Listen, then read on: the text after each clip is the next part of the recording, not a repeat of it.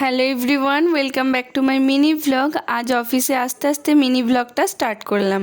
সকালে টিফিন করলাম পরোটা ঘুগনি, একটা কাঠগোলাপ গাছ দেখে সেটা গুড়িয়ে নিয়ে একটু ঢং করলাম, চলে আসলাম অফিসে। চা খেয়ে কাজ শুরু করলাম। দুপুরে লাঞ্চে খেলাম ভাত, মাছের ঝোল, টক দই। দুপুরে হজম করে নিয়ে আবার কাজ শুরু করে এবার বাড়ি ফেরার পালা।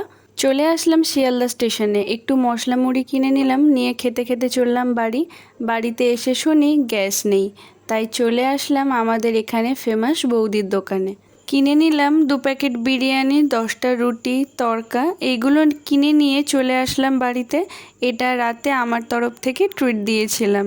এবার রাতে বোন সবাইকে পরিবেশন করা শুরু করলো। পিসে মশাইয়ের জন্য রুটি তড়কা, আমাদের জন্য বিরিয়ানি।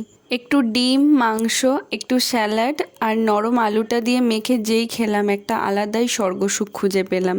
আমাদের এখানে বৌদির বিরিয়ানির কোনো তুলনাই হয় না। লাস্টে খেলাম তড়কা, রুটি।